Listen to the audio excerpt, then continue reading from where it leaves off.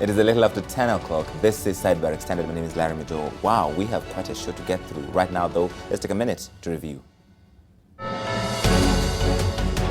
We believe that all will be best served by NASA vacating its presidential candidature. Hakuna pahali katiba imesema ya kwamba lazima Raila Amolo Odinga awe kwa ballot. But now these laws are being made exclusively by Jubilee to be used by both parties. Mr. Speaker, what would happen, for example, if that chair was to be absent for whatever reasons? After the Supreme Court judgment, I'm on record for saying that I'll come up with some changes. What I think is happening to IEBC is just pure cosmetic changes. I want to challenge IEBC to stand as strong as a Supreme Court. Atakayekuwa governor inshallah wa Mombasa hii, Senator Omar Hassan Sarai. Will there be a fresh election on October 26? The IEBC says yes in a statement out this evening. However, NASA not so sure about that. They are insisting no reforms, no elections. Let me bring out my guest right now to try and make sense of this legal and political situation. Alice Wahome is back with us, MP for the great people of Kandaro. Thank you for coming back on. Thank you. Charles Kanjama on the show for 2 weeks in a row, which is kind of a feat. The advocate and amicus curiae for NTV. A friend of NTV.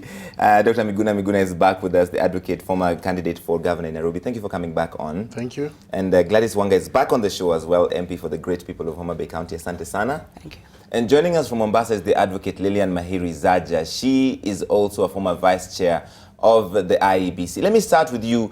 You saw the statement that came out of the IEBC this evening where they say all 8 presidential candidates will now be in the fresh election on October 26, and that Raila Odinga has not formally withdrawn. What is your reaction to that, Lilian?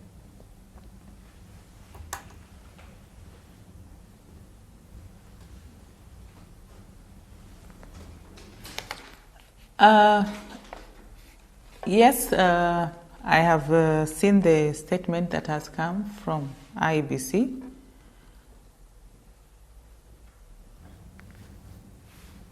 I was asking, yes, go ahead. They are going to follow the Mativo's ruling. Excellent. I think she didn't get what my question was, which is, what is your reaction to that? Because some people... The election will be held on the 26th. What is your reaction to it? Some people say this is not, it is an error in law. With Raila Odinga having withdrawn, then they should hold fresh nominations. If you are at the IEBC, would you be reading the law the same way they have?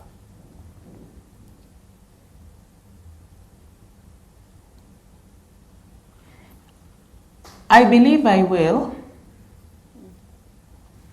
because the court ruling is very clear.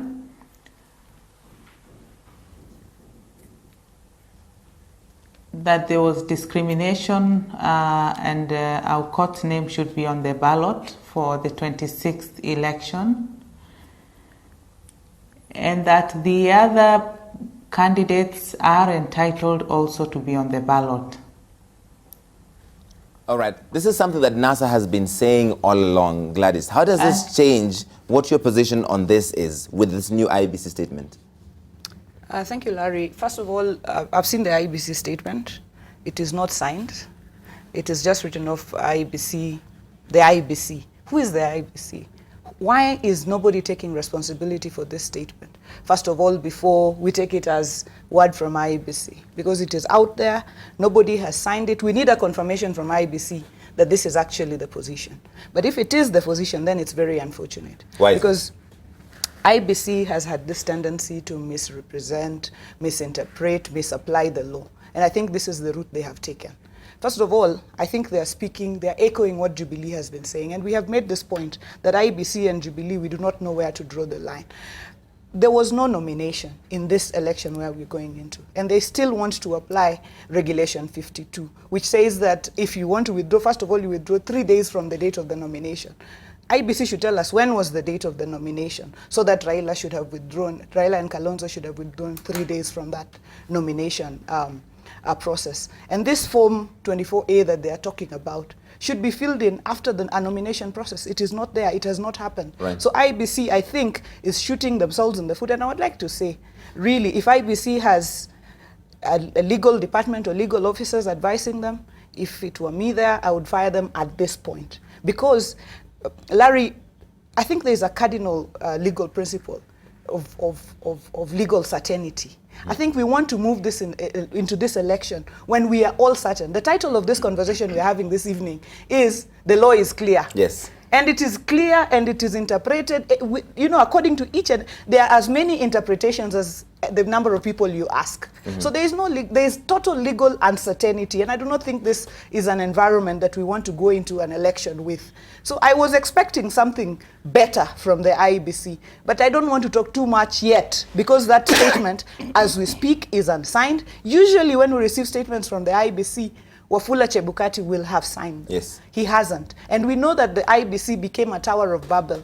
We might be facing the same where the commissioners did not agree. Therefore, some people just decided this is going to go out whether they like it or not. And so the statement is out here. Honorable Wahome, do you agree with what Honorable Wanga is saying, that this is in error, what the IEBC is saying? Okay, maybe let's first look at the statement that has been released and whether it is released in error. I think there are two angles to this. One, the statement, according to Gladys, is not authentic because it lacks the signature of the IEBC, an official of the IEBC. I think it depends on the style that they have been working. If they have been releasing statements, and particularly this is a press statement, many times people release press statements without signing. I think what is important is it's easy to verify whether the statement is theirs. I also think that they also called a press. They did not call a press conference. They may have addressed the media, right, following the statement. So I think there is information sufficient to attach this statement to them. But we have confirmed the statement came from IEBC. Yes, so let's deal with the content of the statement. It's good practice, actually, to sign documents as serious as this. But what they are saying is that, you remember, I was here, I think a month and a half ago, or about a month ago, just before the IEBC declared who the candidates are after the Supreme Court judgment. And I was with Ekuru Akwot, our court. And you asked the same question, whether he will be a candidate, because the court had already expressed itself. And I said, I believe he should actually be a candidate, because the court had not come up with the names. The court ordered that there be a repeat, fresh elections to be held. And my answer was in the affirmative, that our court should be a candidate. And following that, then even the others ought to be candidates. I still think that they should all be candidates. So IEBC, in my view, one, are not wrong. Two, that the elections will be held on 26th of October. It's also correct because dates have been set. They have been ordered to amend the previous Gazette notice. And I think the only argument he might raise is that he doesn't have the same time with the others. Okay. But he was in court claiming that he wants to be part of these elections. And he's now been allowed to do that. And now he has been allowed, and so be it, it's good. Charles, is that also your reading of the law? On what particular point? That the IEBC now saying all 8 candidates will be there, and including Raila Odinga, because he's not filled the small technicality, 24A. Before all the drama about who are the candidates emerged in the country in September, immediately the decision was made in August by the Supreme Court. I think I had already taken the position that fresh election under Article 140 meant a rerun and not a runoff.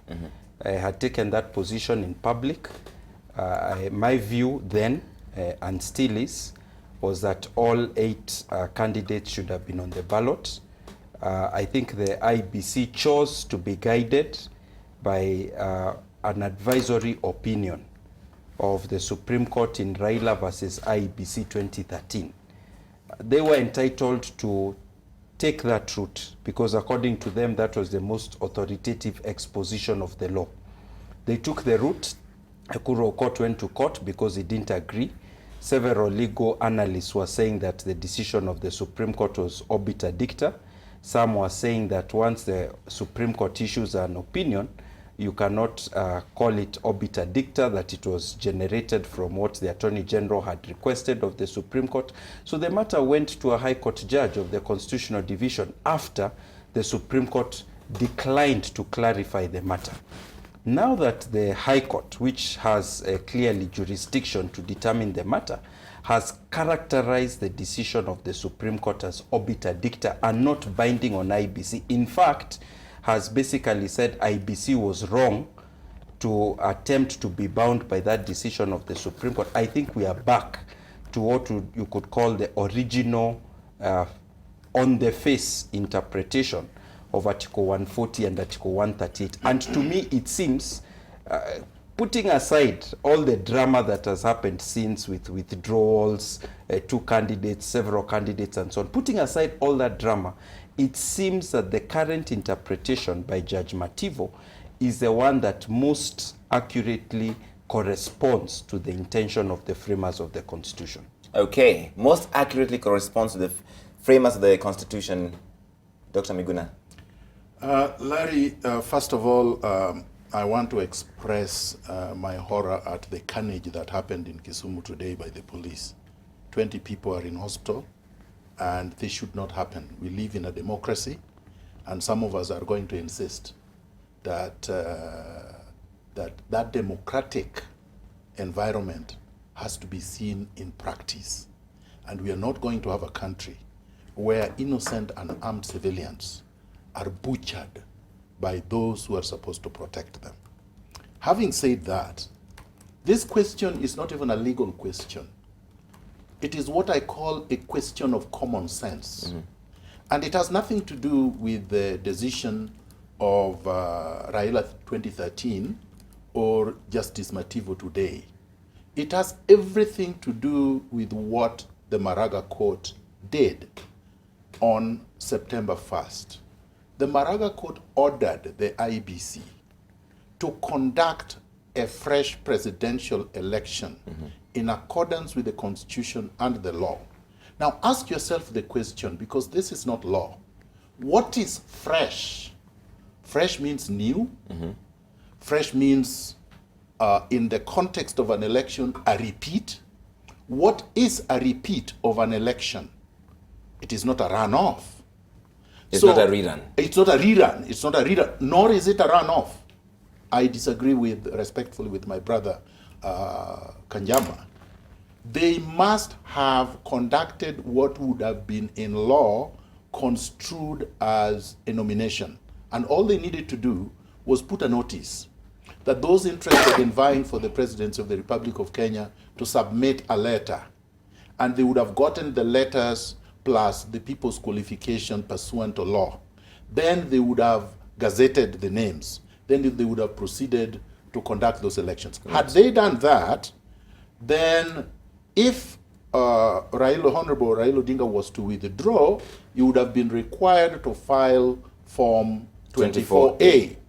Now, having not conducted a fresh nomination, because there was no election on August 8th, according to the Supreme Court, they therefore cannot tell Honorable Raila Odinga that he must comply with the requirements of some law, i.e. the filing of Form 24A, when they did not conduct nominations.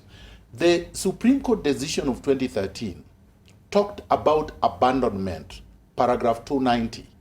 It said, if a presidential candidate dies or abandons, now you would expect that to abandon, the definition of to abandon, the ordinary meaning, is not to file a form, is simply to notify someone that you are no longer a candidate for that office, which is what the Right Honorable Raila Odinga did yesterday. So it is your contention that his notice to the IEBC in writing means that he's formally out of the race? Correct. And by operation of law, therefore, the elections stood voided, meaning that the 26th of October was vacated yesterday by operation of law. If you read the articles of the Constitution, and then you read the decision of 2013, then you read the direction that they were given by the Supreme Court, it is obvious. Let me say the final thing is this. The IEBC is not just legally unsound in everything they do. They break all the laws. They did in the August 8th election. That is why the elections were voided. And they are in contempt of court. This decision to proceed with a presidential election without conducting even a rudiment of a nomination, and to have decided that they were not going to allow Ikuru Ekot and others to run, was actually a contempt of court. Because ask yourself the question, if the figures, the results, were nullified, meaning they don't exist, on what basis did they pick Uhuru Kenyatta and Raila Odinga as candidate? How did they pick them? But if the election was vacated yesterday with Raila's withdrawal, then are you saying that the High Court ruling today was... No, on the High Court ruling, let me say this. Number one, Justice Matiba had already written his decision. He did not, I would assume, by yesterday, he had already drafted his decision. Right. And he was not dealing with the Raila Odinga situation, had not received a formal notice of his withdrawal. That was not a matter before him. So these two are unrelated and unconnected. Completely unrelated. And then he was only dealing with the context of someone coming before him, that is Ikuru Ekot, for the interpretation of what a fresh presidential election is. Okay. And I believe he did. He interpreted it correctly. Alice, I wonder what your reaction to what he says is that by Raila yesterday writing to IEBC, then the election was voided. First, I disagree entirely, because you will recall that IEBC conduct, the manner of conduct of elections is regulated by regulations, and there is the law that guides them as to what to do. They may once in a while misinterpret the law, sometimes in good faith, or maybe most of the times in good faith. They may make a genuine mistake. But in this particular case, if you have to take an action that affects or alters the number of candidates in the elections, then there is the guiding regulation that requires you to do so, submit in writing. Because even today, if I stopped anywhere in the public arena and I say I have withdrawn from Parliament, I will no longer be the member of Parliament for Kandara. I will be required under the standing orders and the regulations to file a letter to the Speaker. And in this particular case, there is a prescribed form through which you actually now officially write and signs. So, and I think it is tidy, it is in order. So his statement that actually maybe the action of proceeding as if the elections are there, you know, the action of one candidate cannot completely throw the whole elections out of. Respond to that, Honorable Wanga. The action of one candidate should not throw out the entire process. There are now 7 other candidates in the race. This election is a Kenyan election, and there are also voters who are interested. Larry, the elections died yesterday. Nothing could resuscitate them today. Why did they die yesterday? The very foundation of this election, and as per the Gazette notice that was filed by the IEBC, was the Supreme Court ruling of 2013, paragraph 290 or section 290 of that ruling. That was the foundation of this election, that pursuant to the Supreme Court 2013 ruling, these are the two candidates. The same ruling also defines how a candidate, what happens in the event that a candidate abandons the election. And it is clear there that we will go back and fresh nominations will ensue. Right. So when Raila Odinga withdrew yesterday, we are supposed, therefore, to have fresh nominations. And if you look at the ruling of Mativo today, and if you look at certain sections of that ruling, if you look at section 55 of Mativo's ruling today, it warns the IEBC that you should not try to use certain sections of the IEBC, of the 2013 ruling, and abandon others. Right. You know, that was a warning that they were given. You know, and this is what they are trying to do here. They are trying to use a section of the Supreme Court ruling of 2013 to gazette these elections, and then try and abandon or refuse to use another section which on which basis Raila Odinga and Kalonzo Musyoka withdrew their candidature. Therefore, in our view, the elections died yesterday.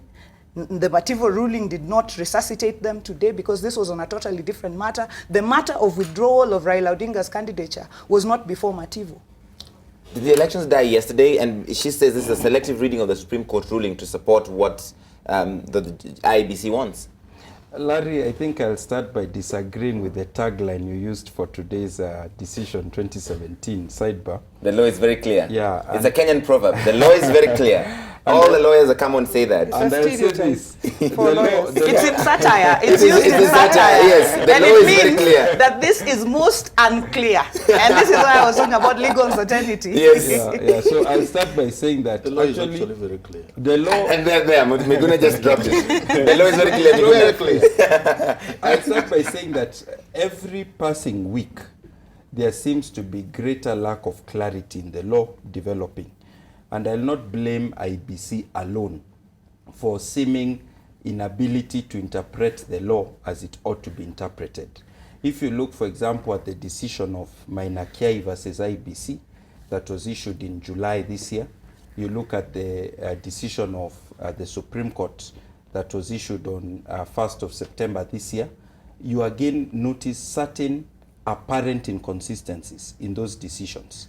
If you look at Judge Mativo's decision that was issued this morning and you compare it with the decision of Raila versus IEBC 2013, again you see apparent inconsistencies in those decisions. So you have a situation where the possibility of getting free and fair elections is actually being affected by the lack of clarity of the law. And I wouldn't blame IEBC solely for that. Let me say this, though, two very specific points. Right. When you look at Article 138 and Article 140 of the Constitution, you'll find that the word fresh election, the phrase fresh election, as also the phrase new election, have been used in a number of instances. Mm-hmm. And Judge Mativo criticizes the Supreme Court decision. He says it was the obiter dicta part. In other words, it was just other words. It was not the substance of the decision, where, according to him, the Supreme Court conflated all those instances of new election, fresh election. So, for example, Article 138, paragraph 8, which talks about the death of a presidential candidate, uses the phrase new election. Article 140, which talks about the Supreme Court nullifying or invalidating the previous election, uses the phrase fresh election. So the Supreme Court conflated these two provisions. It seems to have caused confusion. And Judge Mativo this morning actually disagrees with the interpretation of the Supreme Court.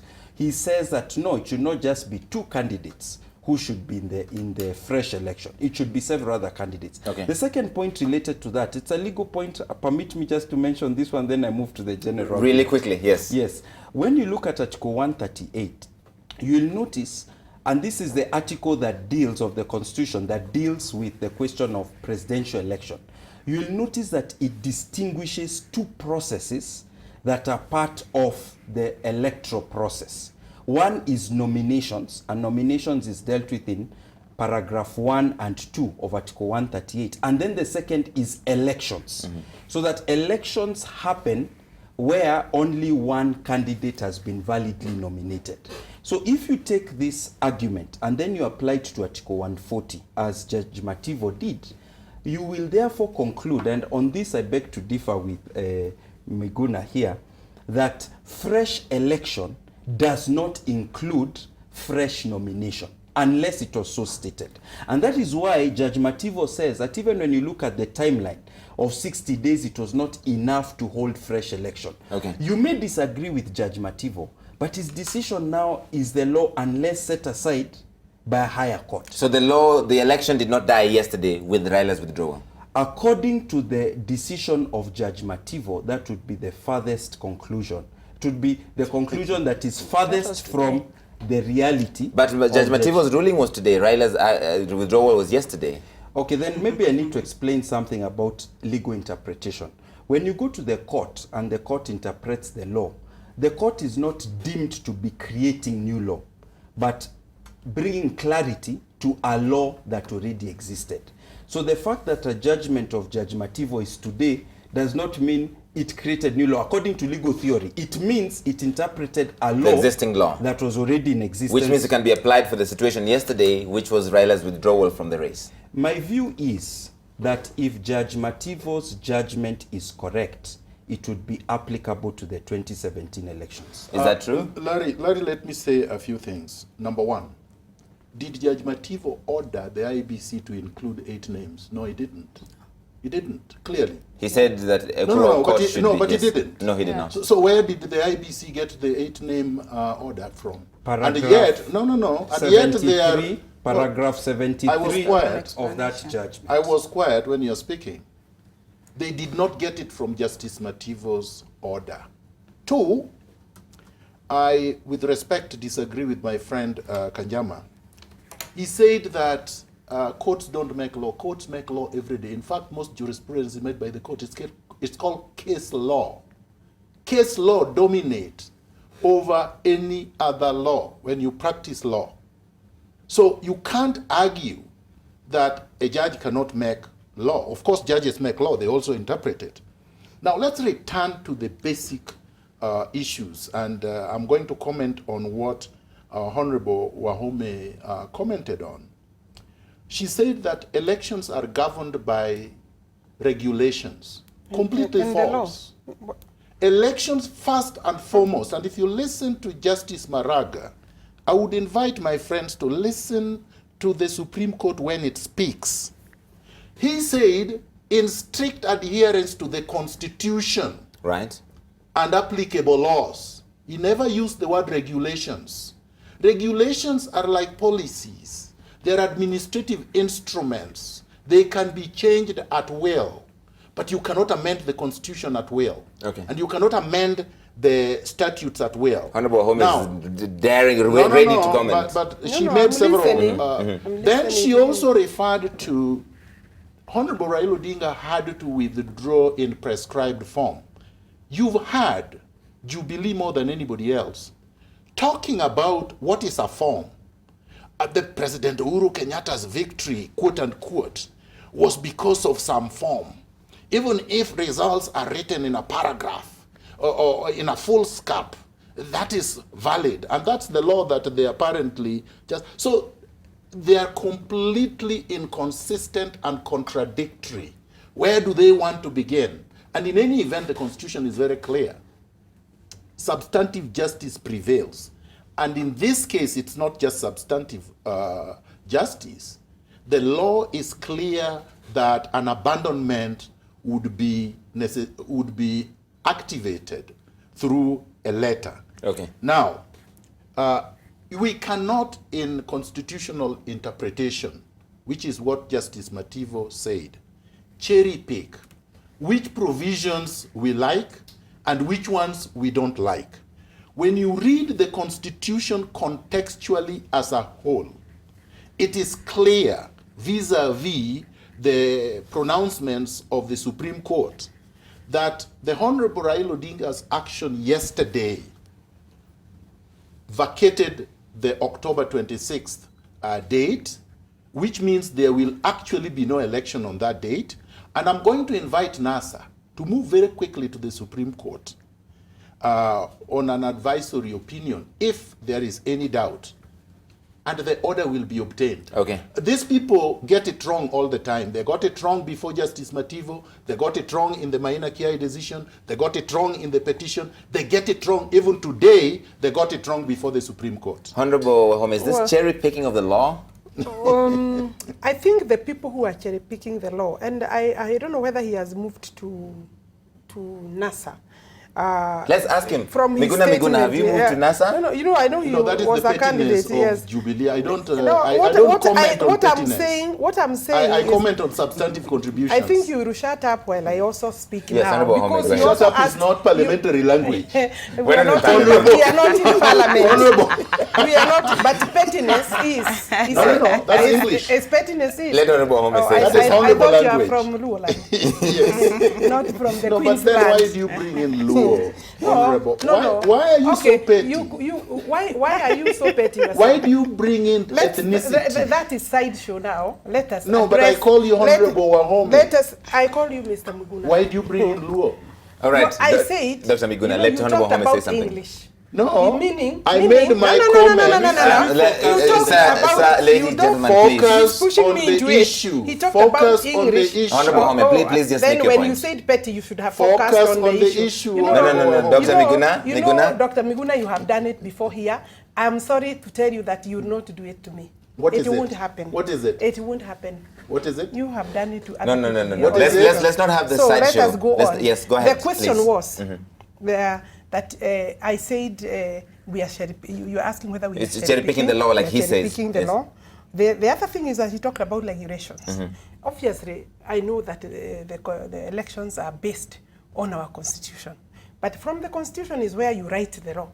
Once you write the law, then the law is supported by regulations.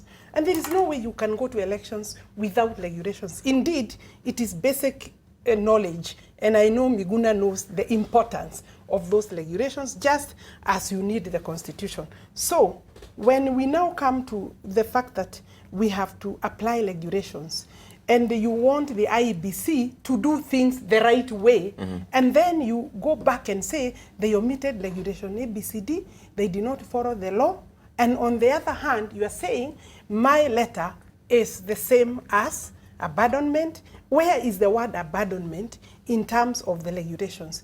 And I think if they want the IEBC to interpret it to be a withdrawal, I think that is also okay, because I'm sure if I were the advisor of NASA, and I'm not, because Miguna is, and he said he would be inviting them, I think it would be, I would be advising them to now do the form and withdraw formally.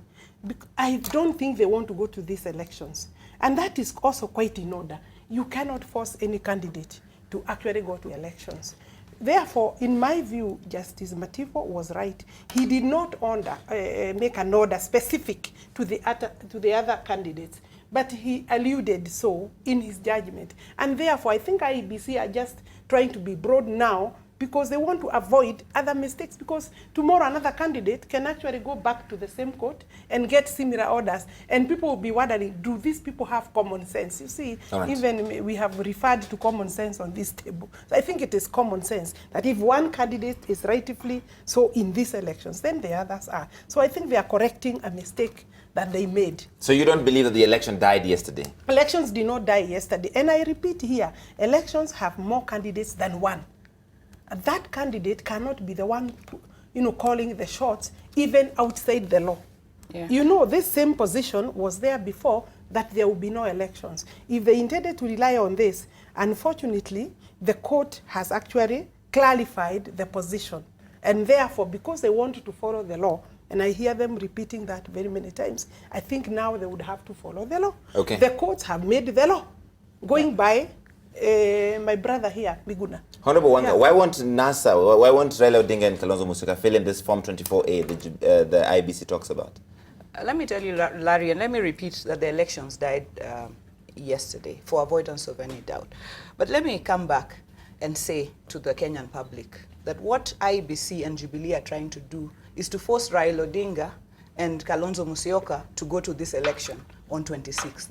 Raila has said, and Kalonzo, they have said, they do not want to go to this election because of reasons that they have given and the public is aware of. Because they have said there are things that happened in the election on the 8th that have not been corrected, and therefore they want those corrected first before we can talk about an election. Why am I saying that IEBC and Jubilee are trying to force Raila Odinga and Kalonzo Musyoka to go to this election on the 26th? This 24A that we are being told about, this Form 24A, according to those regulations that they want to apply, is supposed to be filled 3 days after nominations, okay? So we don't know when the nomination process was and when 3 days after nomination was. So now we are being told to fill it. And then when you fill that form and take it to IEBC, the next thing you will be told, it is after 3 days, it is more than 3 days after nominations. So when you're told it is more than 3 days after nomination, then you're stuck in the election. So what IEBC should understand, and Jubilee should understand, Raila Odinga and Kalonzo Musyoka do not want to go into an election with predetermined results. But Honorable Wahome says that you don't want to go to the elections period. Isn't that what you were saying? We do not want to go into election with predetermined results. And the issues we have made very, very clear. In fact, they have been called the irreducible minimums. It is very clear, Larry, that according to the Supreme Court, there were forms that were fake. Who printed these forms? Who introduced these forms into the system? Why hasn't Al Ghurair come out and said those forms that were fake were not ours? Why hasn't IEBC told us who brought those forms into the system? You know, this OT Morpho, whichever saffron, whatever the company is called, the Supreme Court found, they said they were constrained to find that their system was infiltrated and it was hacked into. Nobody has come out to tell us that this did not happen. We do not know what was on the server. They said in an audit, Morpho put in a statement. They said in a self-audit, they did not find any evidence of but you see, you cannot go and sit somewhere. You cannot go and sit somewhere yourself with your system. You're the one being audited. It's a case of, you know, saying, oh, I was searching for this thief, I haven't found them. You're the thief. You're the one finding the thief. No. It should not be the case. Just point of information, because you have said, I think this Gladys, that let me they just have finish not my come point. out to say. Let me just finish my point. We have not been convinced. Okay, that's Let me say it different. in this manner. Yeah. We have not been convinced. Nothing has been put out here to convince us that that system was not infiltrated. But we are being told, go back to election with OT Morpho. There are people who were meant to follow the law in the election of the 8th of October. They still sit in the office to date. We are expected to walk into this election. This is the reason that Raila Odinga withdrew. We don't know why Jubilee and IEBC want to force him and Kalonzo Musyoka to go back into an election that they don't want to go into. Okay, I have to let Lilian Mahiri-Zaja go, but I want to get your comment before we do that. There's a disagreement about whether or not the election died yesterday with Raila Odinga withdrawing. What is your reading of the law, Lilian?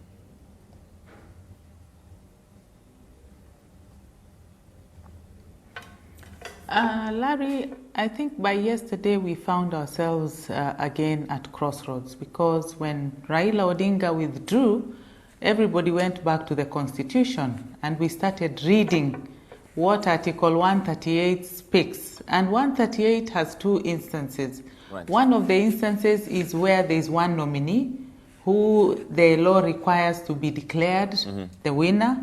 And then the other instance is where there is a case of death of the presidential candidate or the running mate. Then the election is cancelled. And for me, Article 140, sub-article 3 is very clear. And I would disagree on these interpretations of fresh elections, because 143 is very clear that if the Supreme Court finds that the president-elect has been invalidly elected, then a fresh election should be held within 60 days. And that is my reading of the Constitution.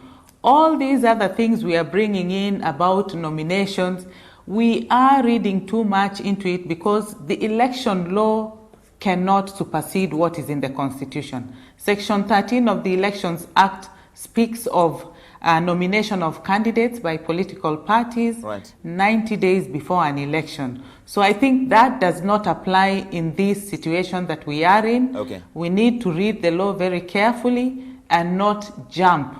And I think by yesterday, when we saw the withdrawal of Raila Odinga, IEBC was careful to come out with a very brief statement saying they are consulting with their legal counsel so that they can come out with a decision that is firm. And today, all that now has changed with the Madowo ruling, which also mentioned that the other candidates who were candidates on the 8th of August were also, or rather are also, entitled to be on the ballot on the 26th of October. So that generally looks like we are getting some clarity. We are getting somewhere, trying to break this constitutional crisis that we would have found ourselves in as a country. But I think being a democratic country, and we have chosen the democratic path, it is not easy. and we have to be very tolerant and very, very reasonable in the decisions we are going to take. It is also so contested. According to me, the election is on. IEBC has a constitutional mandate, right, and they should proceed with the election on the 26th. It is contested here also whether Judge Mativo's ruling today can apply to what happened yesterday, being Raila Odinga's withdrawal. It appears to be, for some people, that is applying the law retroactively.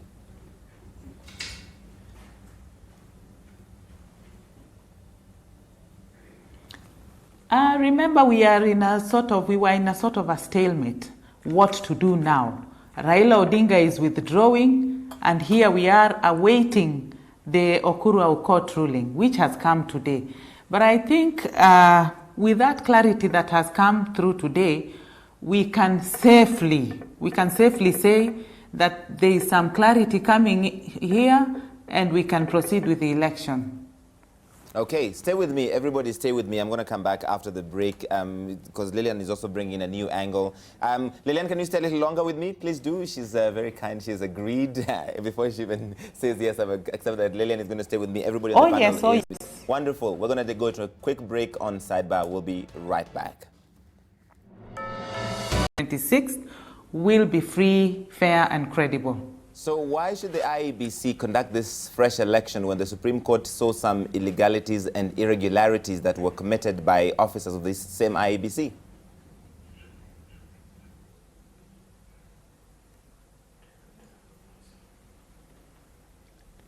I think some of those irregularities and illegalities that we saw, the few that we saw, are things that can be corrected administratively.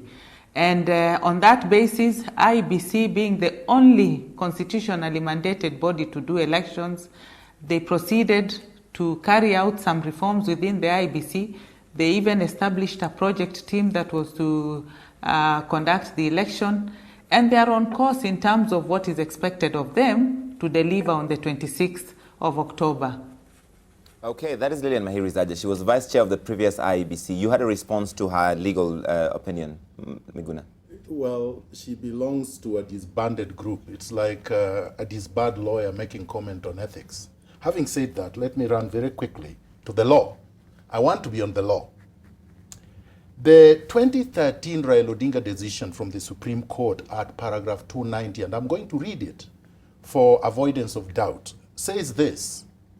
Suppose, however, the candidates or a candidate who took part in the original election dies or abandons, it uses the word abandons, the electoral quest before the scheduled date, then the provisions of Article 138(8)B would become applicable with fresh nominations ensuing.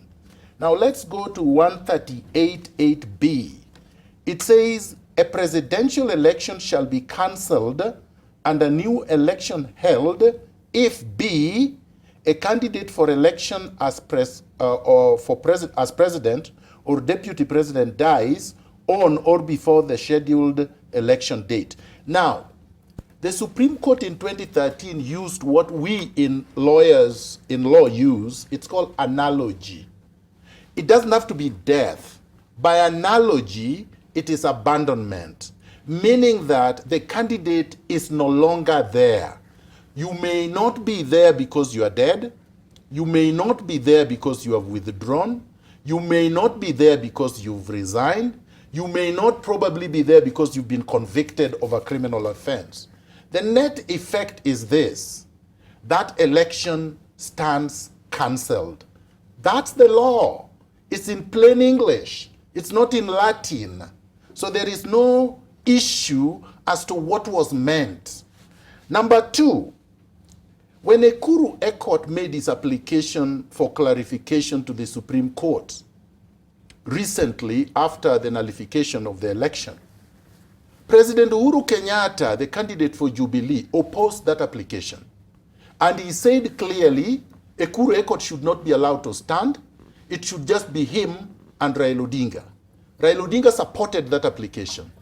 When Ekuru Ekot was told to go to the High Court, the president maintained his position.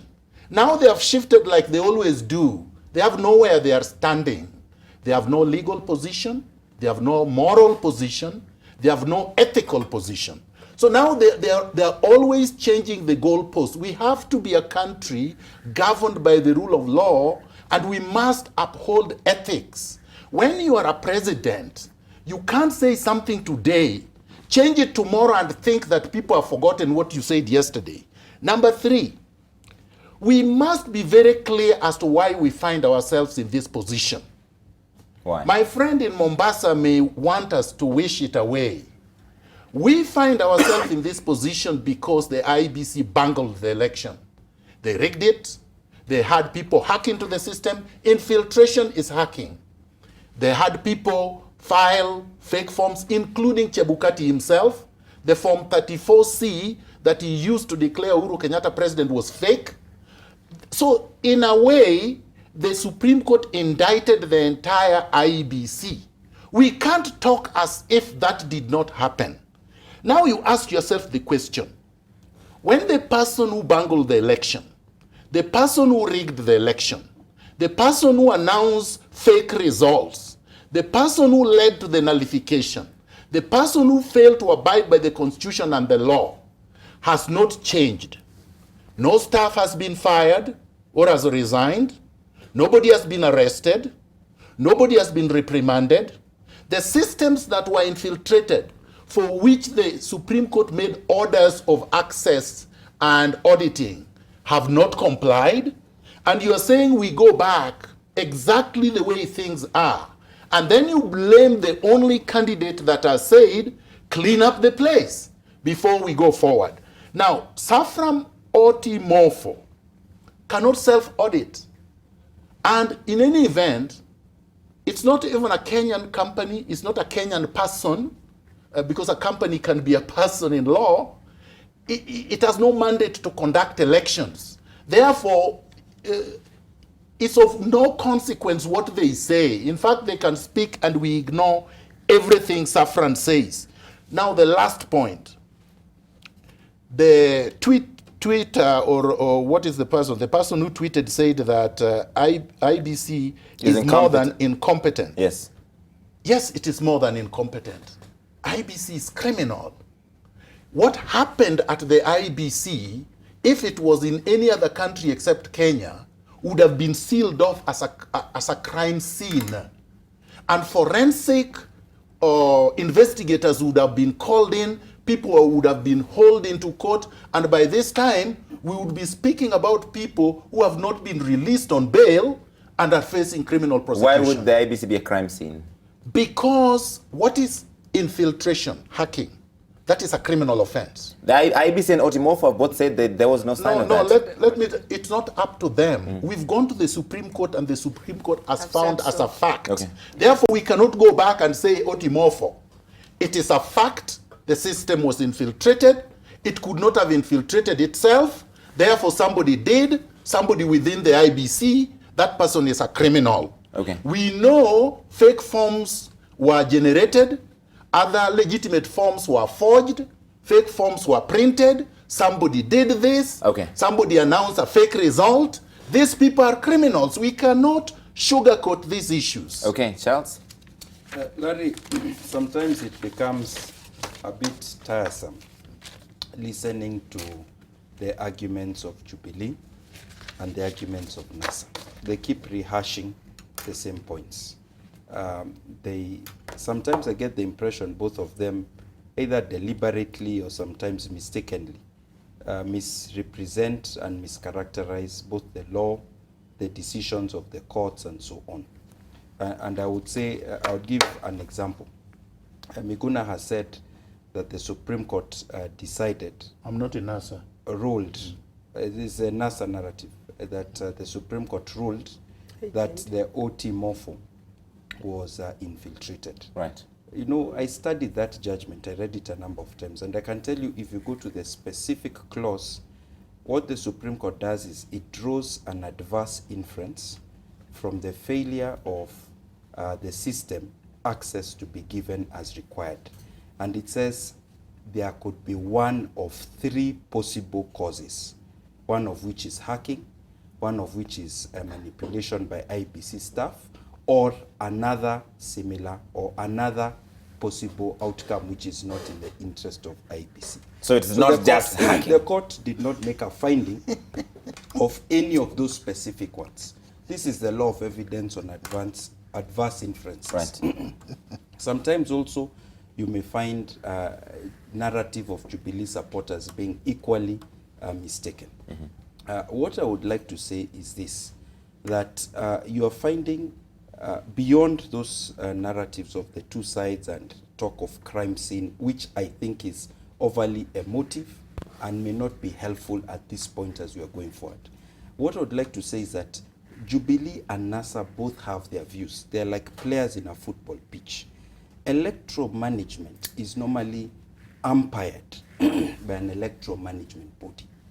That electoral management body should not agree with everything that NASA says, should not agree with everything that Jubilee says, should try to fairly interpret the law. Do you agree, though, that this electoral management body has any credibility issues? I was coming to that. Once that electoral management body umpires the process, if any party is not satisfied, there is a second umpire. In football analogy, it's like the fourth match official. You are not satisfied with the referee. You then appeal to the fourth match official. The fourth match official then again arbitrates between the referee and the teams that are on the field. Using that analogy, who would be the fourth match official here? The fourth match official is the court, the judiciary, the High Court, the Supreme Court. Right now we have the current decision of Judge Madowo. That decision is the law unless and until it is set aside, because it has decisively interpreted the law on the basis of jurisdiction that even the Supreme Court has acknowledged is held by the High Court. And what the Chief Justice Maraga said after Ekuru Court filed his application to be enjoined in the fresh elections in the Supreme Court, he gave direction saying this is not a matter for the Supreme Court because it involves interpretation of the Constitution. Right. And that is a mandate for the High Court. Judge Madowo takes up from that statement of Chief Justice Maraga, which are administrative directions, and says, indeed, it is the High Court to interpret Article 140. He then goes on to say that the interpretation of Article 140 was not part of the decision of Raila versus IEBC 2013. In other words, it's not what you call ratio decidendi. It was merely obiter dicta, an opinion of the Supreme Court. Okay. You find Judge Madowo disagreeing with an aspect of that decision of the Supreme Court. So we cannot, being honest to our viewers, still purport that that obiter dicta of the Supreme Court prevails, because the Supreme Court itself said that issue should be decided by the High Court. The High Court has said this is the position. So unless you appeal the decision of Judge Madowo, it prevails, and that decision is clear. Okay. Sorry, I've used the words clear.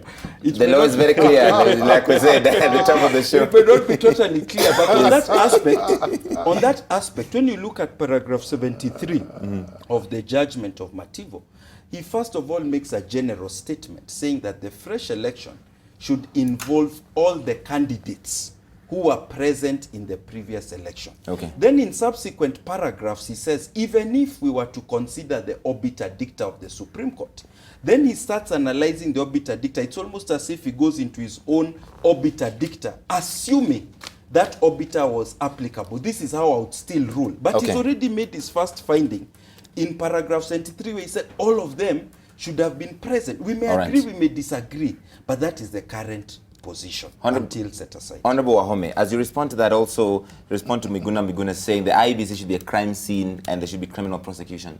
You see, if we go that route, Lali, you remember that the Supreme Court, one of the Supreme Court registrars was also, or is also suspected to have actually been a party to changing the report that was obtained from IEBC. Right. So we would now be sitting here also saying the Supreme Court and the entire judiciary is actually a crime scene. But until you apprehend, after investigations, after the audits that we are talking about, and looking for the faults and mistakes and the frauds and the persons who perpetrated those frauds, the IEBC remains the only body that can conduct elections, because it will not be me or this table sitting here or NASA.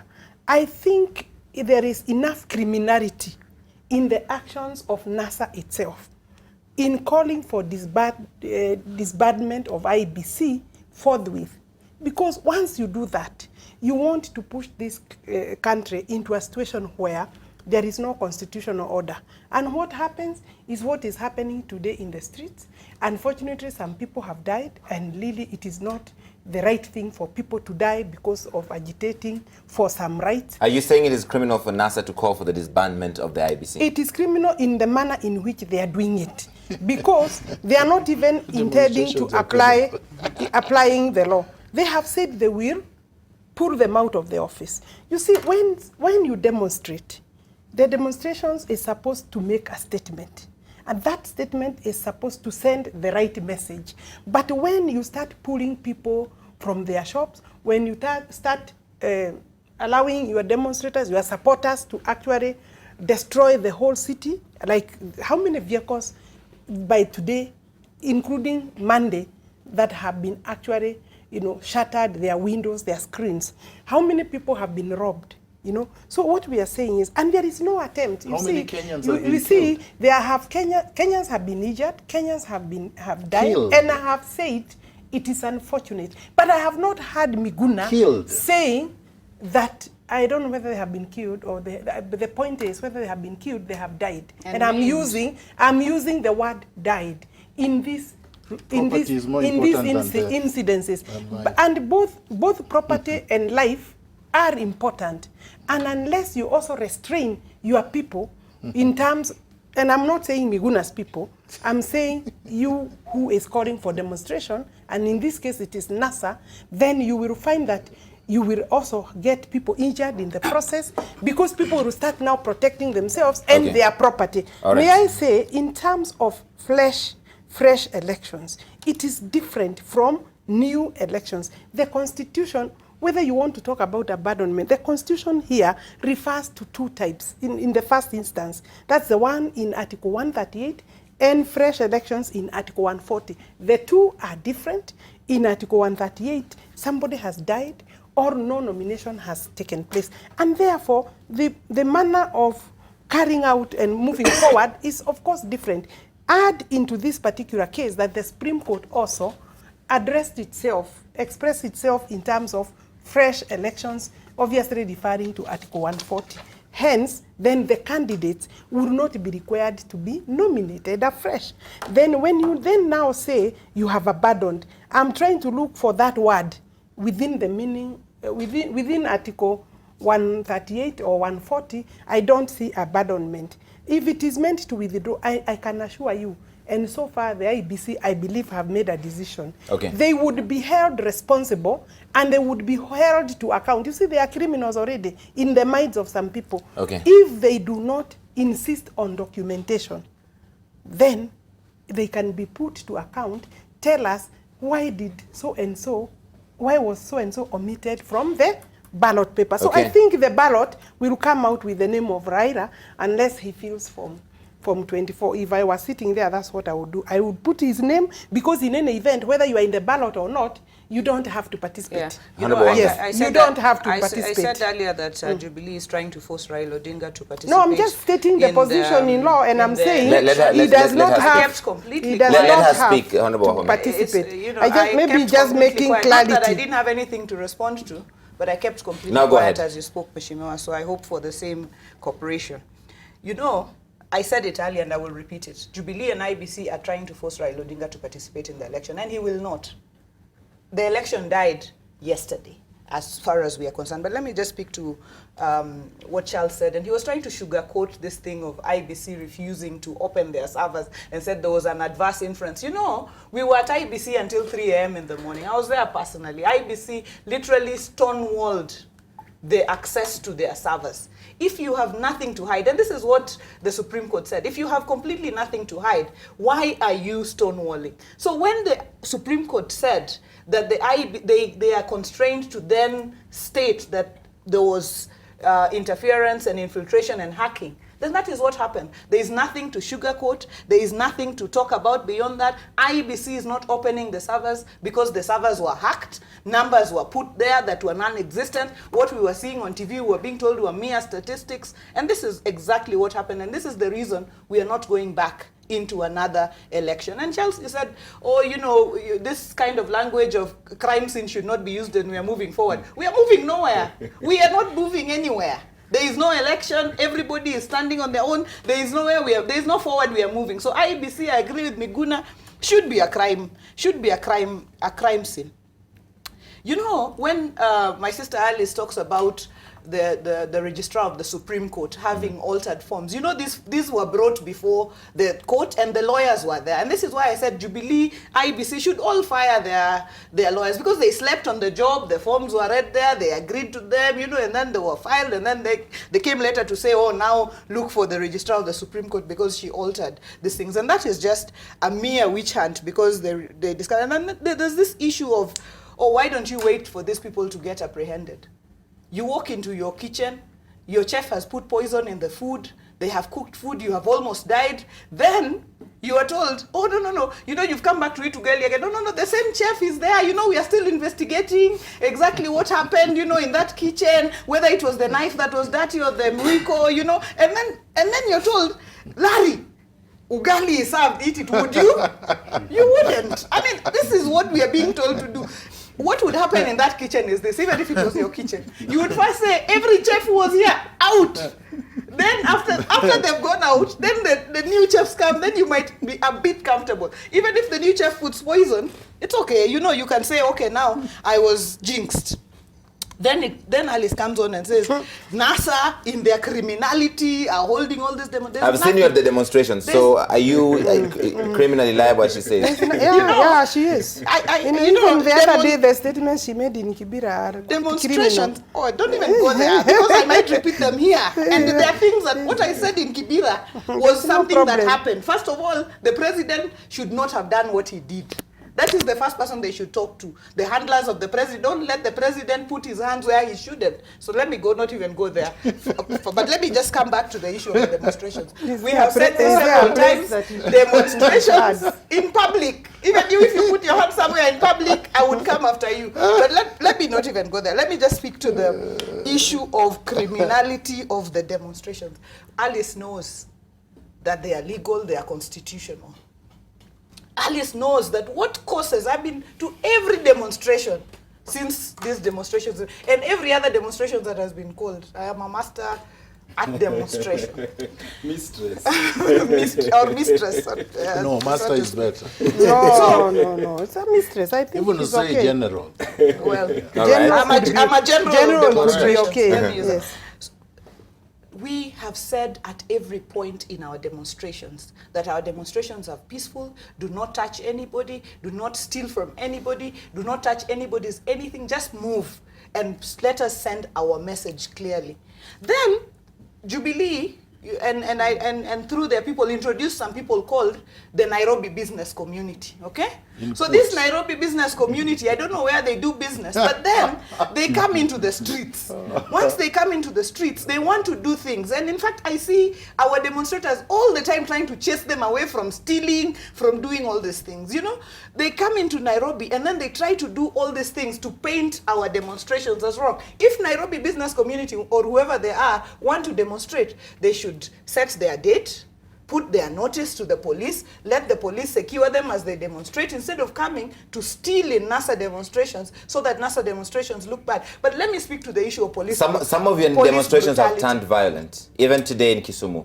And let me just speak to this issue of police brutality.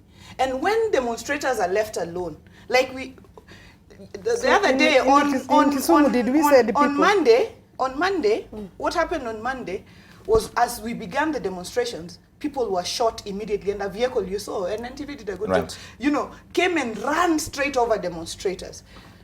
That is sick. You know, that is completely sick. But then, after that, we moved through the town. There was no police who came to tear gas anybody. We just moved through. We moved through as many times as we wanted, and then we dispersed. Nobody spoiled anything. The people who turn demonstrations into riot are the police. and their brutality. When they come in, they start tear gassing, using live bullets to shoot demonstrators, run over demonstrators with vehicles, then people, of course, naturally would get agitated. In Kisumu today, the demonstrations turned violent and the demonstrators beat up a policeman. She can tell us where there were any After business 20 community people in had been Kisumu. shot. You know?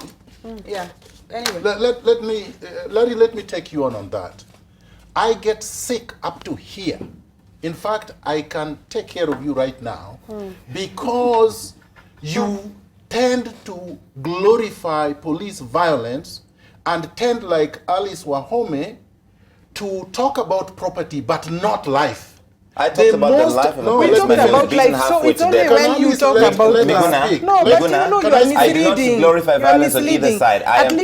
At least withdraw the fact that I did not talk. No, but don't. I'm not going to withdraw anything, Alice. But I said, but can I said about life. You can will I speak, but just don't speak? Mudsling people. Also. Okay, I'm going to speak. I'm going to speak, Larry. And I don't glorify violence on either side. I'm just stating the media does. The media does, and the media has just done, and you keep on doing it. You don't talk about the deaths. You don't condemn the deaths. You don't say that the Kenyan National Commission for Human Rights released a report just 2 days ago about 37 extrajudicial killings by the police. We cover that report live. No, I know that. I know that. But what I'm trying to say, we're following the people who are injured in these places. Larry, I would rather that you don't interject as a host, that you let your guest speak. But I will let you speak. You can ask questions. I will let you speak. No, you can ask but questions. I must correct wrong impression created by you. Can you do that after I am done? Because when you speak, I don't. And when you ask questions, I don't interject, and I could. Go for it, sir. What I'm trying to tell you is this, Larry, and I'm not going to equivocate over this matter. Lives of Kenyans are sacrosanct and cannot be, Kenyans cannot be treated like animals and be told that if they demonstrate, they should care more about property than life. Life is sacrosanct. 37 Kenyans, innocent Kenyans, including a 6-month-old baby, were killed by the police brutally. And this is not something we are going to equivocate over. Now, when people demonstrate, if they commit crimes, they should be arrested. Nobody is going to tell me that you must shoot someone in order to stop someone from stealing. The other day we saw, in broad daylight, a man gunned down by a civilian. This civilian was carrying a gun. He ran into the police. Was he arrested? No. Has he been arrested up to now? No. Has the media given us the name of this person? No. We did. No, you gave the... We gave the number plate of this vehicle and who it is registered to. Can I finish? We covered this event live. Can I finish? I'm going to tell you why I'm saying what I'm saying. You gave the identity of the owner of the vehicle. And the number. There was a man who came out with a gun. Right. He shot someone in broad daylight. He ran into a crowd of police officers and nothing happened to him. True. I'm saying, up to this moment, we don't know who this person is. Was he a civilian? Was he a police officer? Why wasn't he apprehended? Why haven't we known something about this? This is what I'm saying. Having said so when I talk about death, it is not me who did the investigation. It is the Kenya National Commission for Human Rights. And this is a public constitutional body. No, I am going to comment on other things. Before you comment on other things, you just wanted to respond this that Gladys was speaking about. I'll come back to you about the other things. But can we also Yes, sir. Can we also you want to comment about the violence? Allowed me to talk about the deaths. And can I comment on what my friend Kanjama said and Ali said? I will come back to you, sir. I will come back to you. I just need to let Lilian go in Mombasa, then I'll come back to you, if that's okay with you. Lilian, I know you've got to run, so really quickly, the fact that people are reading the Constitution, people are reading the law differently on this issue, does that leave us with a constitutional crisis? And if so, how do we get out of it?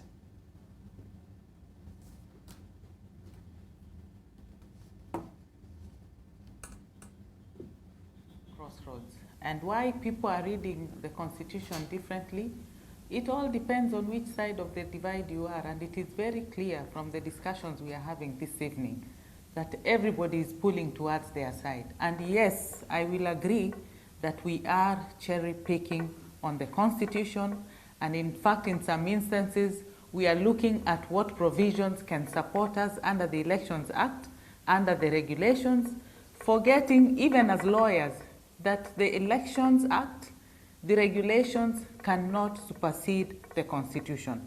And if I go back to what I said about Article 140, sub-Article 3, it is so clear. The words are so clear, and in fact, quite interesting that you have used those words, that the law is very clear, that where the Supreme Court finds that the president-elect, right, that he has been elected, not validly elected rather, a fresh election will be held within 60 days. Right. So why don't we want to read those words, that we have a president-elect? And we have a constitution, we have a constitutionally mandated body, the IEBC, that will conduct an election as per the law. Miguna on the disagrees, 26th of Lilian. October. Miguna, you can go ahead. Today, I think with the clarity we've gotten from Judge Mativo, we need to move on and prepare for the fresh election as per Article 140. Yes, I respond to that specific one. Can I respond to what others have said, my friend? You have to give me the opportunity. No, I'm going to respond to that. Okay, there's no president-elect. The election was nullified, and so there was no election. There was no election. And there is no president-elect. And Lilian, finally, Miguna said specifically that one, the IEBC is a crime scene and they should be criminally prosecuted. I think Miguna is just being very stubborn because the Constitution is clear. What is the Constitution clear about? She's ignoring the Supreme Court ruling. But you can see why she was disbanded from the IEBC. About 138, 8A. Right. Yeah, Miguna, you can say all those foul language. We were disbanded. It's not foul, but you are we went to disbanded. the highest house of this country. We went to Parliament and we were cleared by a joint parliamentary select committee. You cannot keep saying that. I think it's only fair, Larry. I think it does not help, Mr. Miguna, for you to use those foul language and strong statements at this forum. Right.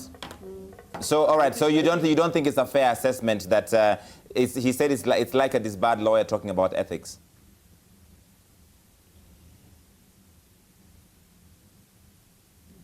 Can I comment? Excuse me? What has been said? All right. I'm gonna let Lilian go because she's taken issue with that. Lilian, thank you so much for joining us tonight. Before he was due to make a comment, sir. So yeah, because there are comments they made which have not responded. And I think before you let me go, Larry. Okay. Yes, you want to go. Before you let me go. Yes, ma'am. Yes, go ahead.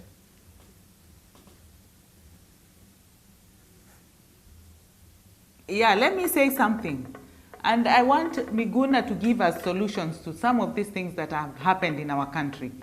We are all very, very happy when it comes to conducting an election or going to the polls. And we do preach about having a peaceful, free, and fair election. What happens after we go to polls, when we start counting the votes, when we start tallying the votes, and when IEBC verifies and declares, things just go haywire in this country. He should be giving us solutions on what should happen after we have polled, because we cannot just be praised for a peaceful election, and when later on we start throwing tantrums, we cannot explain what happens with counting of votes, tallying of votes, verifying of the votes, and declaration of results. We need solutions to these problems as a country. Okay. Thank you so much. Yes, Miguna. So, Larry, thank you. I'm going to say, first of all, my friend Kanjama, that, communication is very important. You don't speak legalese when you're speaking to the country. The most important thing about communication is not that you read the provisions of the Constitution. It's whether the public understands what you're doing and what you are trying to say. So, but to label people, try to delegitimize what they are saying by calling them NASA or Jubilee, does not help. The substance of your contribution is what the audience is interested in, not the labels. So whether you label me this or that doesn't really matter. The fact is, I'm the only one who doesn't belong to a political party here. Maybe you don't belong to, but I don't belong to any political party. I don't belong to a political party. Having said that, it is very clear, Larry, that the Supreme Court has made a ruling. It came down with a comprehensive judgment. Mr. Kanjama may not like the judgment, nor does Alice Wahome seem to like the judgment. Agree with it, yes. The fact is this, The court used the word infiltration, which is hacking. The court used the word illegalities and irregularities. The court found specifically that Chebukati and Kesait and many other people failed in their duties, in fact named them. The court then drew negative inferences on their failure to comply by court orders. In any other society, and I'm sorry for Kanjama, because unlike me, I've practiced in jurisdictions where this is not even a question that advocates sit and discuss. All of us would have been agreed that once adverse findings are made against you by the highest court in the land, you just disappear. In fact, you vanish so fast so that we don't even know you existed. So probably so that even investigators forget that you are there. But of course they catch up with you, like in the chicken gate. The lady who is speaking was part of a commission that was found culpable in the chicken gate. But yet in Kenya, those are people that are invited to speak as experts. It is ridiculous. Number 3, the IEBC has zero credibility, absolutely zero. Why would anybody still insist that an institution that the Supreme Court has found has zero credibility, violated the Constitution and the law, should be the same one running a fresh election without any changes? And Justice Maraga was very clear on behalf of the majority. You repeat what we have said you should not repeat, we will nullify you. They're repeating exactly what Justice Maraga said they should not do. So the fresh election could be nullified again? It would be nullified. I can tell you that for free. Because they are making mistakes every step of the way. Do you remember you interviewed me here with my friend Kanjama? Right. What did I tell you? By the way, I predicted this. Yes. I predicted that the petition would be granted. I said that the IEBC had no credibility. I said that there was no credible election, and it has come to pass. Why are we surprised? This is the Supreme Court of Kenya, the highest judicial institution in the land. Let us give it a bit of respect. For my friend Kanjama to be referring to a high court judgment and completely ignoring what the Supreme Court said is to me disgraceful. Because I think that we should be very clear as advocates that we have more than zero tolerance to this kind of unethical behavior. And by the way, lawyers in Kenya are fond of doing this all the time. They go to court like today. They want the court to tell them, what is the meaning of verify? Is there anyone who went to law school, went there for 3 years, did the bar, and does not know the meaning of verify? As we say, it is as clear as the blue sky in the tropical climate. All right. Kanjama, you get to rebut, yes. Yes. First, Larry, let me start by saying it is quite unfortunate. The deaths, the destruction of property, and the general loss of lives and everything that has happened around the demonstrations that have taken place. I do agree with Honorable Gladys Wanga that people have a right to demonstrate. They have a right to go to the streets.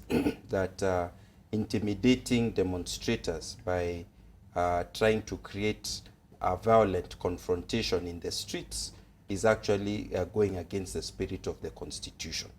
And I think, Larry, my view is that this is a matter where some of the supporters of Jubilee have not behaved very well in the way they have tried to interact with the demonstrators from the NASA side. I think that there have been situations where the police themselves, it is clear there have been situations where the police have exceeded their rightful policing duties. They have committed a criminal activity. There has not been proper investigation. I think there's a genuine sense of grievance among NASA supporters regarding their demonstrations. Okay. And it is a substantial sense of grievance. But I do also think that there is need for the NASA leaders to reflect on the paralysis that is emerging in the country in certain towns, including Kisumu, as a result of these demonstrations. They do have a right to put across their view. but I think they also need to balance. My feeling is that each of the political sides in this situation take one extreme position and seem to lack the ability to interact with the opposite view. And coming to what my brother Miguna has said, I feel that he's manifesting the same one-sidedness in his arguments. And I'm not going to focus on Miguna as a man, because he's a man I respect a lot, but on his arguments. And I think it's important that in discussing these matters, we try to avoid ad hominem attacks, which means where you focus on the person as opposed to the arguments of the person. Miguna, for example, says that you cannot quote a High Court decision in contrast to a decision of the Supreme Court. The truth of the matter is that there have been many cases, both at the Supreme Court level, at the High Court level, even at the Court of Appeal level, that have tried to interact and interrogate this question of, is every word, every comma, every full stop, punctuation mark, every paragraph in the opinion or judgment of the Supreme Court applicable law or not? There is a long litany of precedent, not just from Kenya, from Commonwealth countries and so on. And even our Constitution recognizes that what binds other courts is the reasoning of the decision that corresponds to material facts that are similar. Okay. So really, it is an analytical question. I do agree that Miguna has a view which could be legitimate, but that view which could have been legitimate has been rejected by the court, which was given the jurisdiction and mandate to interpret the matter, which is the court of Judge Mativo. Unless it is set aside. What is that view? Which is the view? The view of the High Court. My view that has been... The view of Miguna is simply this, that because the Supreme Court said, in what has now been characterized as obiter dicta, that there can only be two candidates in the fresh election, assuming there are only two people who competed, then one of them withdraws, the election is over because that is abandonment. According to Miguna, that is the prevailing view. But when you look at the judgment of Judge Mativo, first of all, he characterizes that portion, those paragraphs that Miguna has read again today that were in the statement of Honorable Raila Odinga, he characterizes them as obiter dicta. That's not and true. This is a reality. He can respond to that. I've studied that judgment of Judge Mativo. He characterizes them as obiter dicta. He explains that even though the Attorney General had requested for an opinion, that opinion, because it was not applicable to the situation in 2013, was merely obiter dicta. Then he goes ahead and analyzes what is obiter dicta, what is ratio decidendi. He does a really intensive judgment. You may agree or disagree with him, but I don't think it is fair to inform Kenyans that this is not what he said, because what he said is in his decision. Okay. And therefore, what I would like to say is this.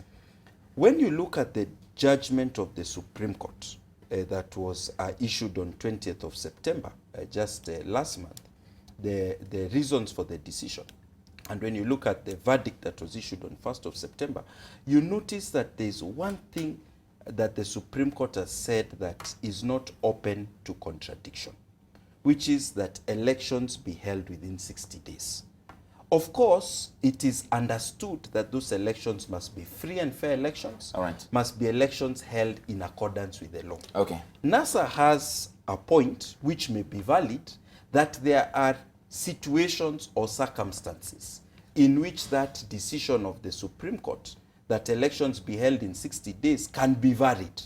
According to them, they would like to rely on the phrase abandon the quest. Okay. And that is a legally challenged question. It may, their view may be right, but Judge Mativo, in as far as he has dealt with the obiter portion of the decision, has said it may be persuasive, but is not binding. Okay. Now, because in conclusion, real quick. Yes. I'm out of time. Yes. So in conclusion, what I would like to say is this, that if IEBC had to apply the law as has been set out for them by the Supreme Court on 20th of September, by Judge Mativo today, the first thing they must attempt to do is to hold fresh elections, free and fair, within 60 days.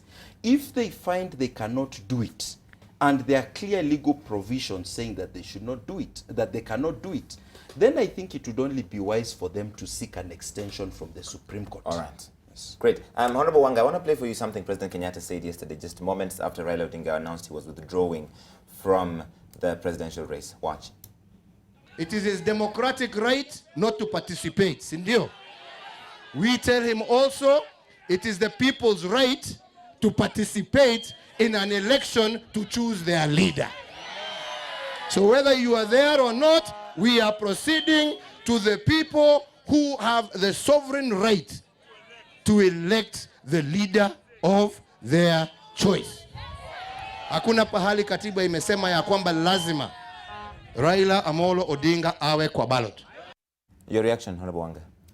Yeah, I think what the president said has been followed by what IEBC has said, and therefore there's some sort of marriage there. But then he said something critical there to say that it is Raila Odinga's right not to participate. That is true. It is the right of the people to participate. But what he forgets, it is the right of the people to participate, but not on 26th. Not in a process that has already been predetermined. I think that's where he gets it wrong. I think what the president says is he believes the people must participate in a process on the 26th and in a process whose outcome is already predetermined, whether there are issues, whether there are, whatever else there is in there. I think that's where he gets it wrong. The people will participate in electing their leader, but it doesn't have to be on the 26th of October. It doesn't have to be under the circumstances. They don't have to participate actually in a rigged process. I think that needs to be very, very clear. I think the people would be very disappointed, as they were on 8th of August, for participating in a process that is rigged, that they have to go back to the people about. But I think to the Supreme Court, and then we have to go back to the people. But I think what needs to be very, very clear to our people is the issue of withdrawal of Raila Amolo Odinga and Stephen Kalonzo Musyoka was not before Judge Mativu. I think it wasn't there. It wasn't canvassed. It should not be, a basis for saying, oh, since Justice Mativu ruled in this manner, then it makes us. I think what is most important is for us to apply the regulation that IEBC is writing to us about. There has to have been a nomination process. And we're just going to Regulation 52. We should read Regulation 51. There are forms that IEBC should have given you, like Form 20, which is your nomination certificate, which is what you should carry and say, okay, now I have Form 20. That is when now you fill Form 24, to sort of vacate the Form 20 that you have. We did not have this process. Therefore, Regulation 52 does not apply. And this is why we are saying that this election, whichever way you want to put it, there is no way it can proceed because it ended yesterday. What happens if the IEBC goes ahead with the election like they have indicated they intend to do on 26th October? I think they will be going ahead with the election outside of the law.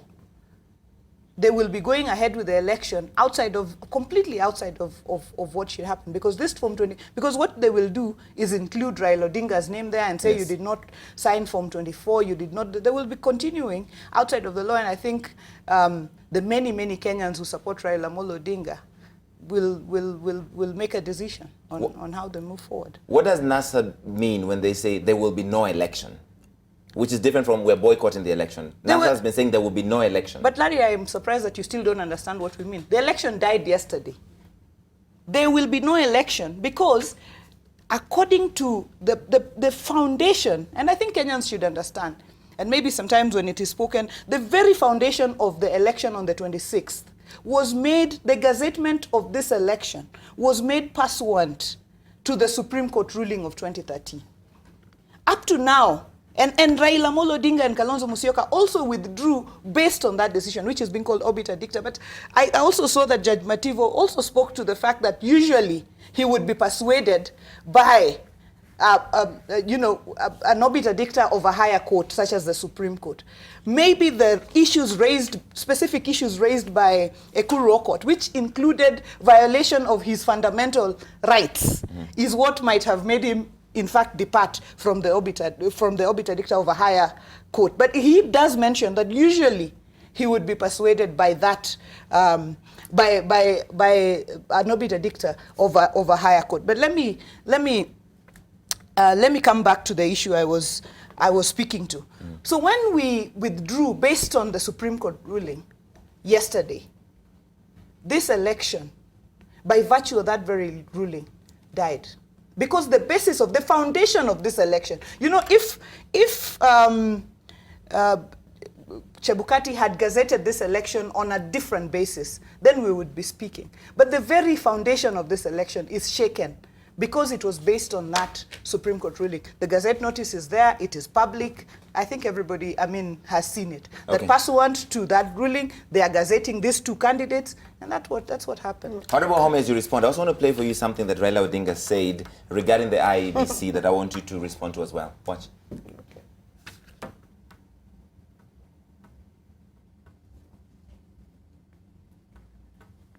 All right, my system is working overtime, so once we get that soundbite to work, I'm going to go back to it. As we get the soundbite, let me just ask an interesting question. It's been in my mind, and I think... Is it related to what, Honorable Wahome? Yes. And before you ask that question, hold that thought. The system is back up. It's awake. Watch. IEBC has stonewalled meaningful deliberations on the necessary reforms to ensure that the elections of 26th of October are free and fair. It has wasted valuable time engaging in public relations exercises intended to create the illusion of motion without any movement. Yes, the question I wanted to ask before she responds is, I've been wondering, Larry, what would happen if a candidate withdraws, say, 3 days before a scheduled elections? Right. Would that be treated as abandoning the quest? And then assuming you hold fresh elections after maybe another 90 days, and then on the 87th day, another candidate withdraws, may we go into a never-ending circle or cycle of withdrawals, fresh planning for elections? Is there a time limit within which you should withdraw? Is the law entitled to put a time limit and to say if you withdraw after this moment, we will still proceed with others were stuck in a cycle of withdrawals forever and ever. Actually, there was a legal gap in that particular area. And what we were doing today and yesterday intends to actually seal some of that gap. Because it is not possible that you mean with the election amendment? There's an admission that this wasn't covered. So this forcing us with Regulation 52 is actually... let me just state this. Wanga, you have to listen also now, and thank you very much. What I'm saying is, once the Supreme Court addressed itself to the questions, areas of legal inadequacies arose, and they were seen. And because that can only now be met by Parliament, we have proceeded to actually seal some of the gaps. And one of those gaps is the realization that actually it means you can withdraw when and as when you want, and then the eventuality that they are looking at. I actually don't see how you can actually take a country into 12 months or into forever until you are satisfied with your elections or until you win, so that you withdraw, as he said, the last 3 days, then I withdraw, then we go back to fresh elections. Right. There has to be reasons, in fact, even if you went to court, why you are actually withdrawing. Now, and withdrawal from elections can be allowed. But once you withdraw this particular law, that if we succeed to make it, then the consequence is the candidate remaining then will be allowed to proceed with elections. If there are several, if it is one, that candidate, whether it is Raila or Uhuru, will have to be declared the remaining candidate and the winner. I have come out from there. I insist, elections did not die yesterday. Why, Rari? Before we went into the situation where it was only Raila and Uhuru, it's because the Maina Kiai decision had been interpreted so by IEBC. They have now been advised by the High Court, and it is wrong to actually. I think you can criticize judgments, but in this particular case, the Supreme Court has a different jurisdiction from the High Court, and Miguna knows that the interpretation of the law rests with the High Court, and that is why when a court went to the Supreme Court, he was actually his petition was struck out, and then he visited the High Court. And that's where then this particular matter was resolved today.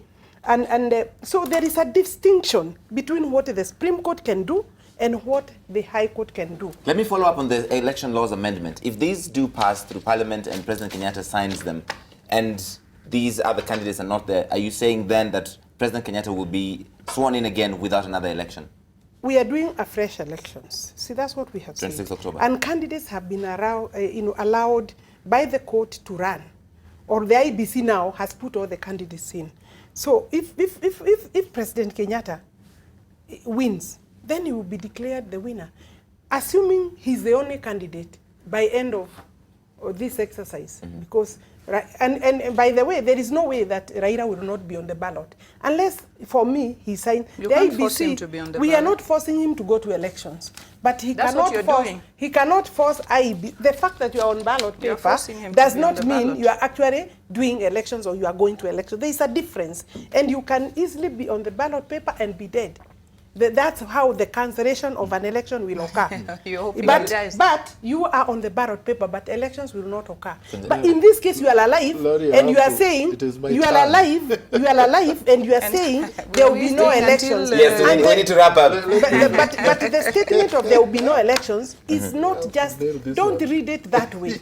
They mean that they will not allow elections in their strongholds, and they will definitely You are the one talking about that. They will be disrupted because they are not the ones who determine Alice. whether Kenya will go. Can I say this? You don't want to hear this. No, you are because not you're the ones, speaking propaganda. You are not the ones who will determine, because the law has not given you the mandate to determine who will go to elections, whether Kenya will go to elections. You can determine that you will not be party or part of the elections. Thank you very much. So, can you give me an opportunity? I want her to respond to just that one thing that Honorable Wahome said, that NASA intends to disrupt the process so that there's no election.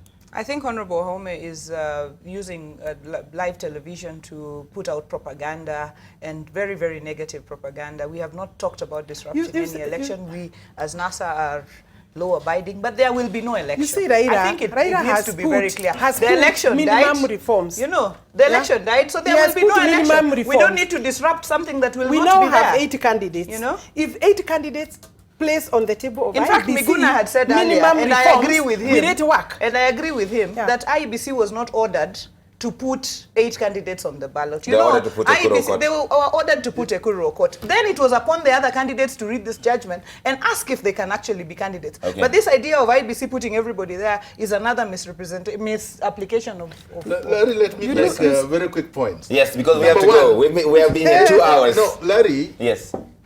I have never had any advocate that actually has a license to practice say the Supreme Court cannot interpret the Constitution. So what did they do when they were hearing the petition? Why did they make a finding that the elections were not held in accordance with the Constitution? What Constitution were they interpreting? So, I mean, it is just nonsensical for anybody to make that argument. You have not gone to the school. The Supreme Court is the final court. You think you know you haven't gone to school. No, please? but you cannot say that. Larry, can I finish? I will protect you. Is that the, can you hang on, ladies and gentlemen, hang on. Is that the end of that point? That is the end of the point. It is not an abuse. Can she respond to just that? No, let me finish. You are nonsensical. When she is talking, we keep quiet. Yes. Can you also extend that kind you call her point Can I finish? But I don't Alice, let me give you a chance. But I don't insult Miguna, you called her point nonsensical. Yes. I have not finished my submission. On that specific one, I wanted to respond. Larry, you are disjointing my submission. No, Let me speak without interruption. On that specific point, I want her to respond. She can have a right of response after I'm done. Just that one, Alice. Then we'll come back to you. Because I want to put him down onto, he lacks any knowledge of the law.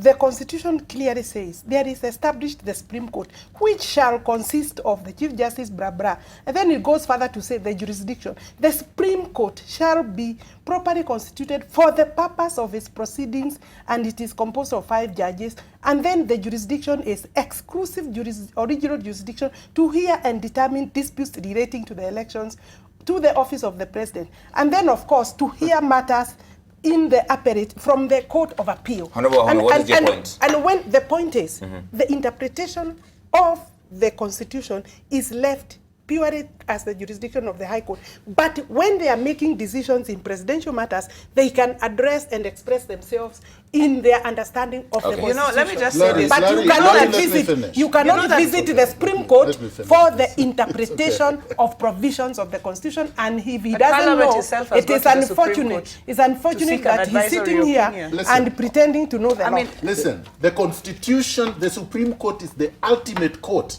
that interprets the Constitution. Yes. Final. There is no issue there. Number two, I actually support Justice Mativo's decision. Let's shake hands. No, I'm not shaking hands. Because I never say, and I am the one who tweeted on this before I even read the entire decision. I supported Ekuru Ekot's application. And the decision was made rightly. But Kanjama is wrong. Justice Mativo was asked a specific question of clarification. What is a fresh election that was ordered by the Supreme Court? Is he allowed to be so in he was that? interpreting the Do you understand? Constitution.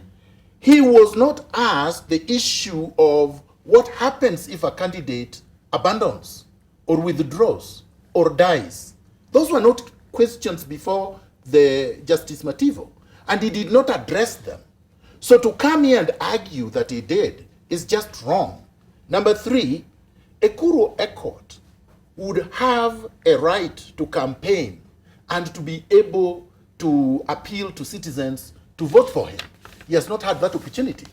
So if he were to go to court and say, the IEBC has denied me the chance, of course he will get his judgment again to be able to extend time. So number four, when NASA says, and this I agree with them 100%, when NASA says there is going to be no election, this is what they mean.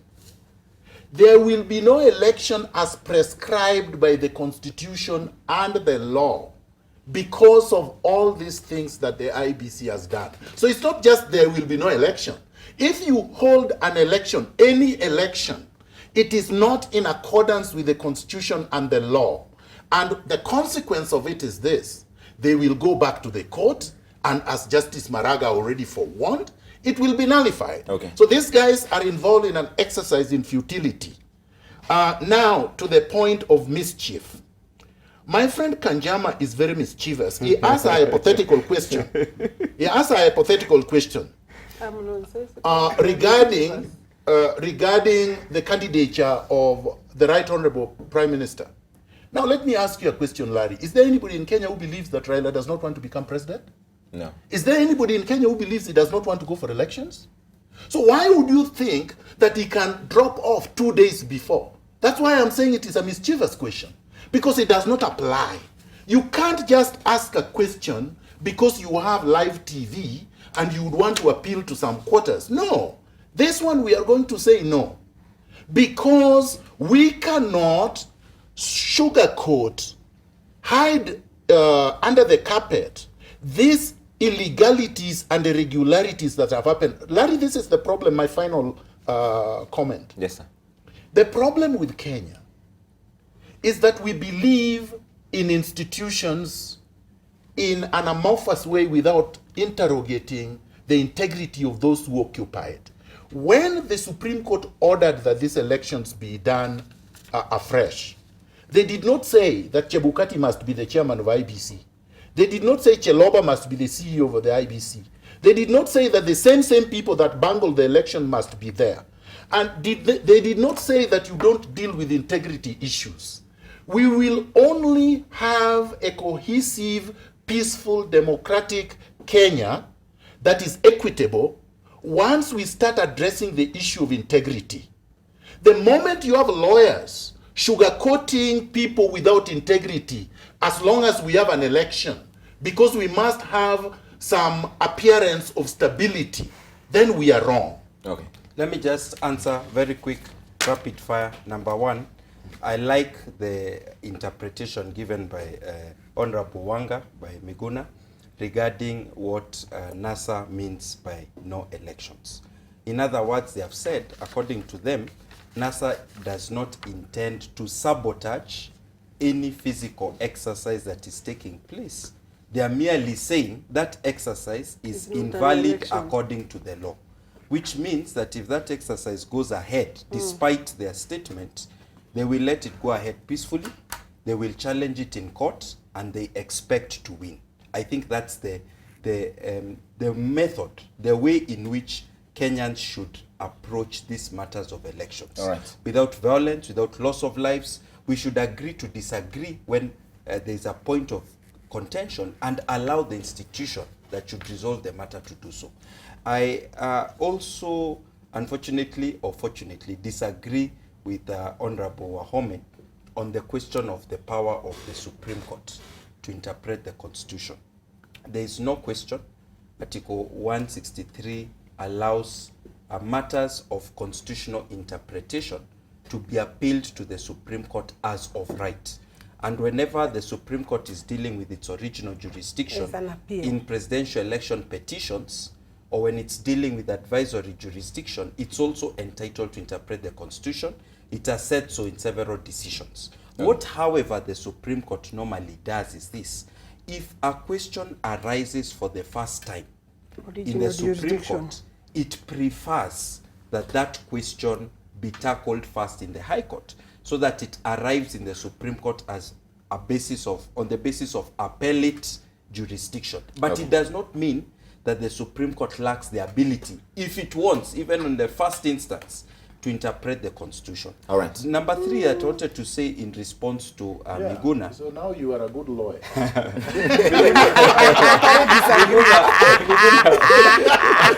Only on that period. That Now he's a good liar. Now he's getting to a point which is where he should be. I think Miguna is trying to narrow the decision of Judge Mativo beyond the consequences of that decision. You see, there is something we call the rule of judicial precedent. You look at the reasoning of the court as the court used to reach a certain decision, and you apply it in any other case. So, for example, when you look at the reasoning of Justice Mativo, especially look at paragraph 73, I was arguing about that paragraph with some friends earlier today, you notice that Judge Mativo makes a statement that can be applied to the other 6 candidates. No, sorry, the other 5 apart from Ekuru Court. Right. So the other 6, all of them, by analogy, to be included in the, no, not by analogy, he makes it as a statement of law. So the fact that this case was brought by Ekuru Court, he made a decision or orders that were requested. So IEBC then looked at the reasoning for the decision and said, based on this reasoning, we will add all these candidates. In the same way, when you look at Judge Mativo's decision, you will realize it is dealing with the question of whether the opinion of Raila versus IEBC 2013 was obiter dicta, whether it was binding or merely persuasive. All right. So that Miguna is a bit mistaken on that particular issue. You but know, we can not agree a to bit, disagree. very mistaken. We can disagree. We can agree to disagree. Yes. And But let he the knows. court ultimately decide. Okay. I think the last He point... knows an obiter is not binding. You will lose the again. last point I wanted to make is simply this. And I have made it before, and I In think court. I will make it the You will last lose time. again. In court. IEBC Outside and in court. and is bound by the Constitution and the decision of the Supreme Court in 2017.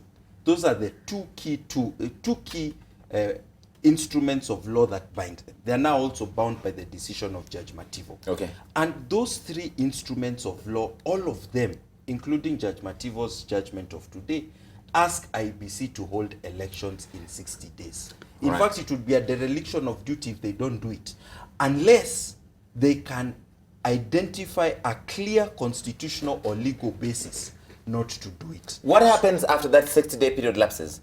This is what will If happen. there's no election Until that 60-day But there period will has be lapsed. elections. No. There It's a is good not. question. It's a good question. It's a hypothetical You question. know, she tells us if they are the ones holding the election. Let me answer. It's The a, IEBC it's a, has it's said a there will genuine be question. elections. It's a genuine question. If for whatever The reason we've IEBC. got 14 days to go, You what know, if there's no election? Larry, I've said before, We are even preparing for the elections. Constitution says elections should be held, general elections, on the second Tuesday of August, isn't it? Yes. What Then you happens guys if there is a believe there'll be major no election? You cataclysm, haven't believed? a major earthquake, somebody invades the country, the ballot papers are burnt when It they are will be with the extended. country. Right. So what happens is that there's something called doctrine of necessity.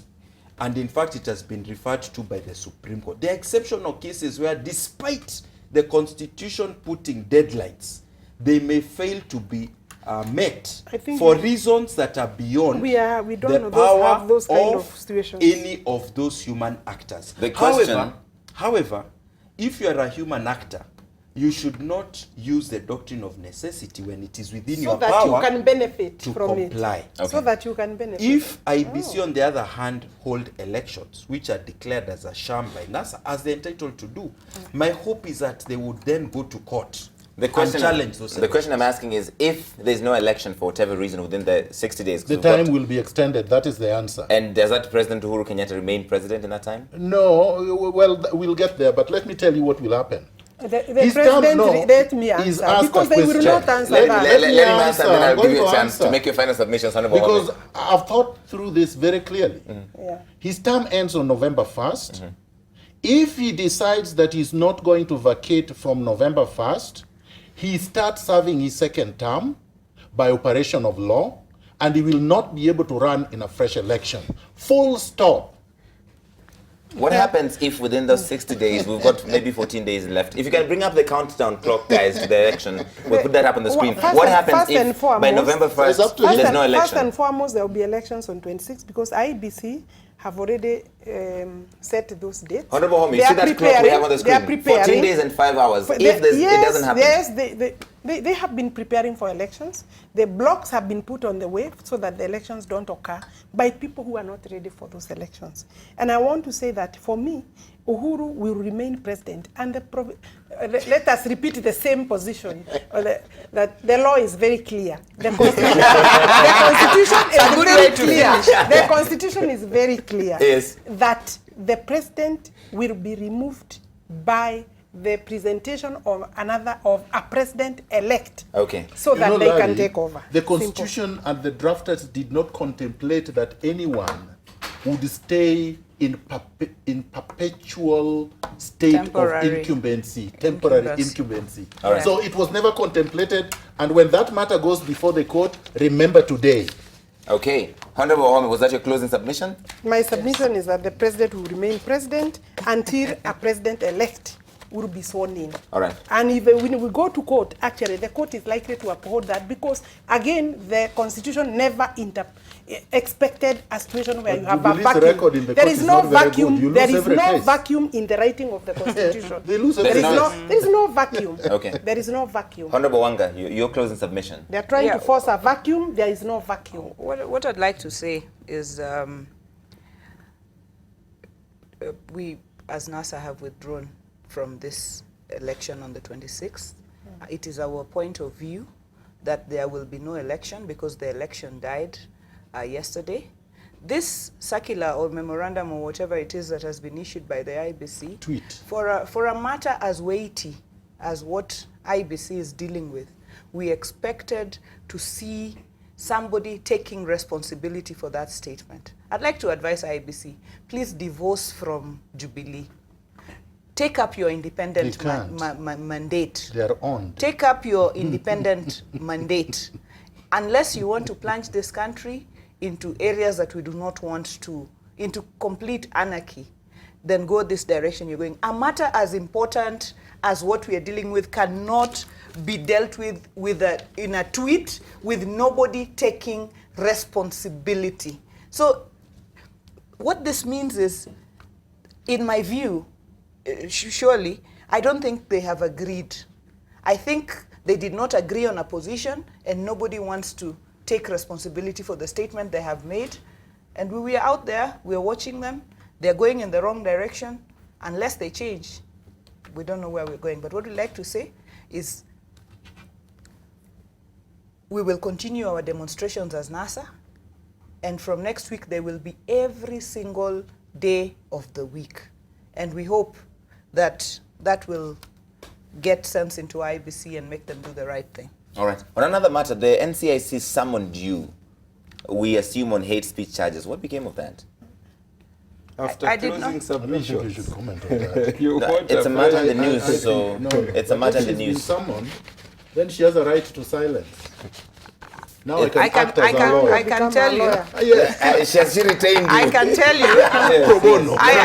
You know, Larry, I already said this earlier, even to Alice when she made inference to that. There was no that hate was speech. foul. It was a statement of fact. It was And I foul. hope whoever did, the president shall never repeat what he did, so that we don't have to speak about No, it. but you should never Thank repeat you. what you said. And just If he similarly, repeats, he might No, repeat. you should These never people think speak. that the president You should can't never tie, you can't Another close my president mouth, Never surely. speak that of the president, because or But even why of did- any why not did the- president. no, why did of the president any, do what he it's did? okay. I think, Not Larry, we even should president. close. We should definitely Of, close. of Could I any, have my closing? of any close. human person. Could I have a Yeah. closing remark? Really quickly, because Yes, I thought yes, you yes. made very substantive, No, I thought not she lengthy did. Yeah, closing no. submissions. Kanjama. I think the country currently is suffering from an excess of partisanship, an excess of a defect of objectivity.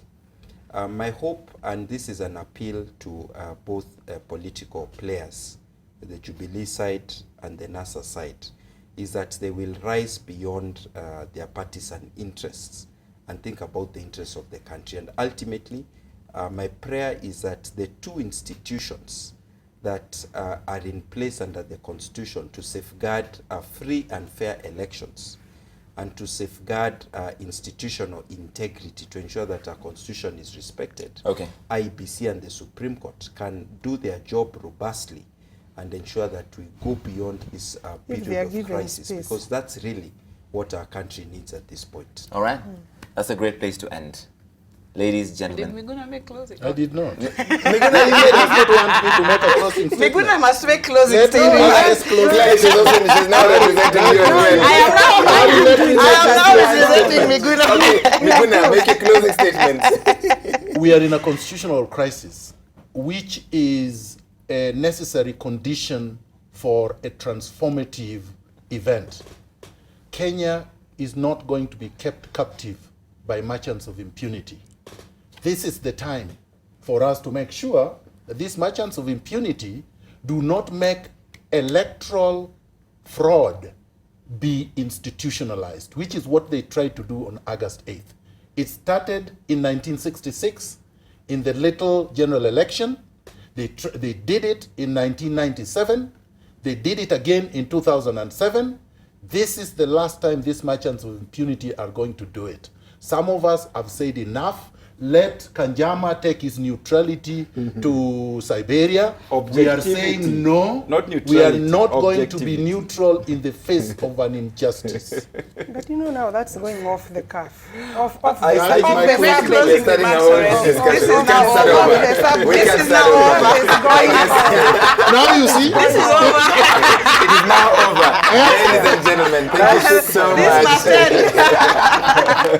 Thanks, That Charles. brings Sidebar to a close. Me until you This one is my friend. Now my hand is going with The hand is doing, her hand is doing, yes. Thank you. Now that's a great place to end it. Thank you so much. Next time you don't allow Miguna to do the crossing remarks. I hope that was not by design. Okay, it was not by design. I thought he made his closing submissions. We are not making up the, you know. I thought he had made his closing submissions, Alice. We are not agreed. Okay, all right. We ran long today. Thank you for watching Sidebar. We're back next Wednesday at 8 p.m. and 10 p.m. And we ran long because the law is very clear. Have we agreed on that? It is very clear, but depending on how you see it. I'm Larry Madowo. Good night, or is it good morning? Thank you for watching.